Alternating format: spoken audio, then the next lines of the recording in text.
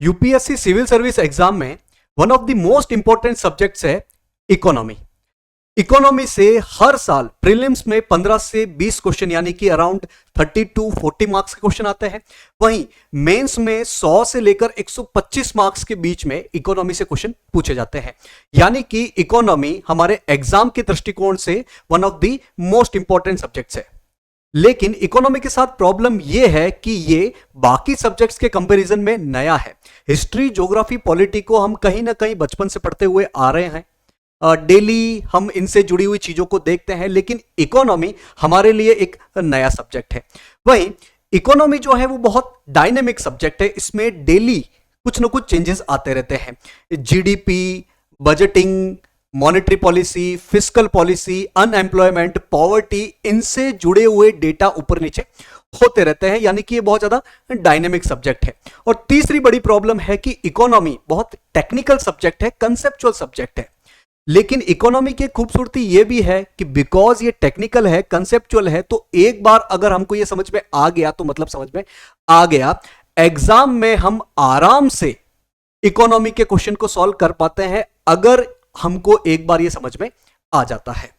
तो इसी positive notes के साथ आज के सेशन में हम ये देखने वाले हैं कि इकोनॉमी के लिए हम कौन कौन सी किताबों को, कौन कौन से रिसोर्सेज को रेफर करना चाहिए। बेसिकली हमको 3 प्रकार के रिसोर्सेज पढ़ने हैं: एनसीईआरटी, स्टैंडर्ड बुक्स और करंट अफेयर्स के लिए बजट, इकोनॉमिक सर्वे और किसी इंस्टीट्यूट की ईयरली या मंथली कंपाइलेशन। तो एक एक करके इन तीनों रिसोर्सेज को देखते हैं। सबसे पहले इकोनॉमी के लिए हमको कुछ एनसीईआरटीज को रेफर करना है। देखिए, इकोनॉमी का पार्ट जो है वो 9th क्लास से स्टार्ट हो जाता है और यूपीएससी सिविल सर्विस एग्जाम के प्रीलिम्स 2025 पिछले साल के प्रीलिम्स में 9th-10th क्लास से 1-2 क्वेश्चन पूछे गए थे। लेकिन उन बुक्स को हम 1-2 दिन में कवर कर सकते हैं, ना भी करें तो बहुत बेसिक कंसेप्ट थे, हमको स्टैंडर्ड रेफरेंस बुक में ये पता चल जाएगा। एनसीईआरटी के लिए सीधा आप 11th क्लास से शुरू कर सकते हैं। 11th क्लास की ये एनसीईआरटी है इंडियन इकोनॉमिक डेवलपमेंट। इसमें बेसिकली इंडियन इंडिपेंडेंस के बाद से इंडियन इकोनॉमी में किस प्रकार के बदलाव हुए हैं उन बेसिक चीजों को कवर किया गया है। बहुत इंटरेस्टिंग बुक है, 5-7 दिन में ये कवर हो जाती है मैक्सिमम। फिर आते हैं 12th क्लास। 12th क्लास में 2 एनसीईआरटी है, एक मैक्रो इकोनॉमिक्स, एक माइक्रो इकोनॉमिक्स। माइक्रो इकोनॉमिक्स में बहुत टेक्निकल चीजें हैं और यूपीएससी प्रीलिम्स में बहुत रेयरली इस बुक में क्वेश्चन पूछे जाते हैं। इसको हम अवॉइड कर सकते हैं। अगर पूरा कोर्स कंप्लीट होने के बाद अपने पास टाइम और एनर्जी बचती है तो इस बुक को पढ़ना है, वरना इसको हम अवॉइड कर सकते हैं। बेसिकली हम प्रीवियस ईयर क्वेश्चन पे डिपेंडेंट रह सकते हैं माइक्रो इकोनॉमिक्स के लिए।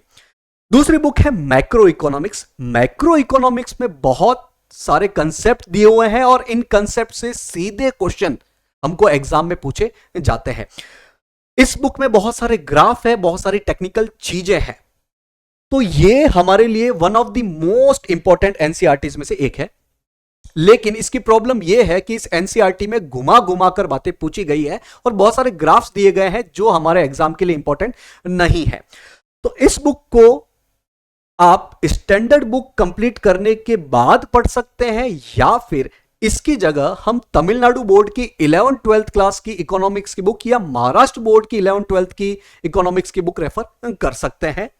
लेकिन इस बुक को अगर आपको समझना है तो आप स्टैंडर्ड बुक को रेफर करने के बाद या कुछ बेसिक कंसेप्ट को आसान भाषा में समझने के बाद इसको रेफर करें। तो एनसीईआरटी के लिए हमको 11th क्लास की इंडियन इकोनॉमिक डेवलपमेंट और ये 12th क्लास की मैक्रो इकोनॉमिक्स पढ़नी है, पूरी नहीं पढ़नी है। इसमें हम बहुत सारी चीजें छोड़ सकते हैं। अब आते हैं स्टैंडर्ड बुक्स की तरफ। एस्पिरेंट्स के बीच में ये 4 बुक्स बहुत ज्यादा फेमस है। पहली है मृणाल पटेल सर के नोट्स या बुक, सेकंड है विवेक सिंह सर की इंडियन इकोनॉमी की बुक, थर्ड है नितिन सिंघानिया सर की इंडियन इकोनॉमी की बुक और फोर्थ जो कि बहुत पहले से चली आ रही है रमेश सिंह सर की इंडियन इकोनॉमी की बुक। इसके अलावा श्रीराम आईएएस के नोट्स भी है, संजीव वर्मा सर की बुक्स भी है, लेकिन अभी एस्पिरेंट्स के बीच में ये 4 फेमस है। मैंने अपनी यूपीएससी सिविल सर्विस एग्जामिनेशन की तैयारी के दौरान मृणाल पटेल सर के नोट्स पढ़े थे और उनके कंसेप्ट को समझने के लिए मृणाल पटेल सर के यूट्यूब चैनल पर ही फ्री में कुछ वीडियो पढ़े हैं, उनको रेफर किया था। इस बुक में पूरी इकोनॉमी को 6 पिलर्स या 6 चैप्टर्स में बांटा गया है, बहुत डिटेल में चीजें बताई गई है, करंट अफेयर्स और प्रीवियस ईयर क्वेश्चन को भी इंक्लूड किया गया है। लेकिन एस्पिरेंट्स कहते हैं कि यह बुक जो है अब काफी बल्कि हो चुकी है, करीब करीब 1000 से 1200 पेज की हो चली है, तो इसको कवर करना थोड़ा मुश्किल होता है। इसलिए आजकल एस्पिरेंट्स जो है विवेक सिंह सर की बुक या नितिन सिंघानिया सर की बुक को रेफर कर रहे हैं। हालांकि मृणाल पटेल सर के प्रीलिम्स की बात करें तो पिलर नंबर 1, 2, 3, 4 ये बहुत ज्यादा इंपॉर्टेंट है, बहुत डिटेल में कवर किया गया है। लेकिन अगर समय की कमी है तो हम इन 2 बुक को रेफर कर सकते हैं। रमेश सिंह सर की बुक के साथ, हालांकि ये भी बहुत फेमस किताब है, बहुत पुराने समय से चली आ रही है, लेकिन इसके साथ एक दिक्कत जो मुझे लगती है, इसमें पैराग्राफ में चीजें दी गई है। तो आपको जो भी बुक आपके हिसाब से अच्छी लगे इन चारों में से उसको आप रेफर कर सकते हैं। ध्यान ये रखना है कि हमको एक ही बुक को रेफर करना है, मल्टीपल बुक को रेफर नहीं करना है, क्योंकि मैंने पहले की वीडियो में भी आपको बताया था कि एक बुक को हमको कम से कम 5-6 बार पढ़ना है। तो 5-6 बार हम तभी पढ़ पाएंगे जब हमारे पास एक ही स्टैंडर्ड बुक हो पर सब्जेक्ट। तो इन चारों में से आप कोई भी स्टैंडर्ड बुक रेफर कर सकते हैं। करंट अफेयर्स के लिए हमको बजट और इकोनॉमिक सर्वे को रेफर करना है। ये गवर्नमेंट डॉक्यूमेंट है, आप जानते ही होंगे। बजट पूरा ना पढ़े, बल्कि या तो इनके की फीचर्स पढ़े या फिर अलग अलग कोचिंग इंस्टीट्यूट की जो समरी आती है उसको आप देख सकते हैं। Same with economic survey. Economic survey में भी आपको पूरा इकोनॉमिक सर्वे नहीं पढ़ना है, बल्कि इसकी समरी देख सकते हैं।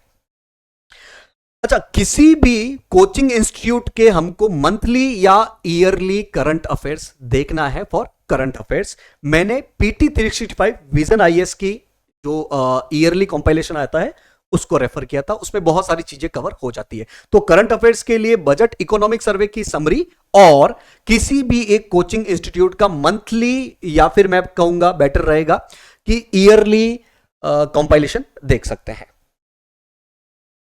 अब आते हैं सबसे इंपॉर्टेंट चीज पे। हालांकि मुझे ये पहले बताना चाहिए था, लेकिन ये सबसे ज्यादा इंपॉर्टेंट है, आप इसको याद रखो, इसके लिए मैं सबसे लास्ट में लाया हूं। यह है सिलेबस।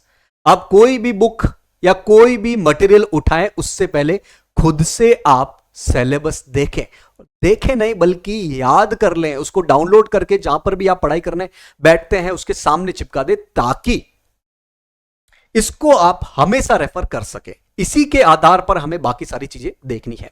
प्रीलिम्स का सिलेबस देखते हैं सबसे पहले।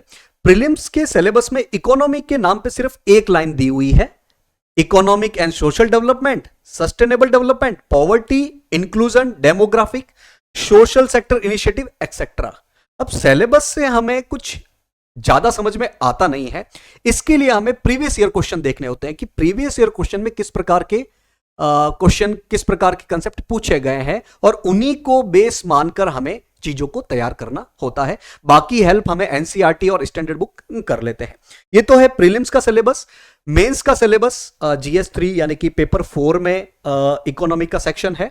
अच्छा, इकोनॉमी के साथ साथ इसमें एग्रीकल्चर को भी इंक्लूड किया गया है, तो इकोनॉमी के साथ साथ ऑटोमेटिकली एग्रीकल्चर आ जाता है। इसमें थोड़ा डिटेल में सिलेबस दिया हुआ है, जैसे कि Indian economy and issue related to planning, mobilisation of resource, growth, development and employment, inclusive growth and issues, government budgeting, major crops and cropping pattern, direct and indirect farm subsidy, MSP, बहुत सारी चीजें दी गई है, बहुत detail में दिया गया है। तो आप कोई भी बुक को पढ़ना शुरू करें उससे पहले प्रीलिम्स और मेंस का सिलेबस देख लें, उसको याद कर लें, अपनी टेबल के सामने जहां पर भी आप पढ़ने बैठते हैं वहां सामने चिपका दे, ताकि जब भी आप पढ़े आप इसको रेफर करें। इससे हमें विशेष समझ में आता नहीं है, तो हमें विशेष समझ में कहां से आएगा? Previous year question. अपनी एग्जाम की तैयारी के दौरान अपने सबसे बड़ा मित्र है प्रीवियस ईयर क्वेश्चन। तो प्रीलिम्स के भी प्रीवियस ईयर क्वेश्चन देखने हैं, मेंस के भी प्रीवियस ईयर क्वेश्चन देखने हैं। कोई भी टॉपिक पढ़ो तो उस टॉपिक में हमें किस तरीके से चीजों को देखना है, कौन सी चीजें हमें याद करनी है, क्या सारा डेटा याद करना है, सारे ग्राफ्स देखने हैं, या सिर्फ कंसेप्चुअल क्लैरिटी होनी चाहिए और कुछ थ्योरेटिकल नॉलेज होना चाहिए। इसके लिए हमें प्रीवियस ईयर क्वेश्चन बहुत ज्यादा हेल्प करेंगे। तो होप आपको इकोनॉमी किस तरीके से तैयारी करनी है, कौन कौन से मटेरियल यूज करने हैं, उसका एक बेसिक स्ट्रक्चर पता चल गया होगा। अगर फिर भी आपके पास कोई डाउट रह जाता है तो आप कमेंट में मुझे पूछ सकते हैं। Thank you.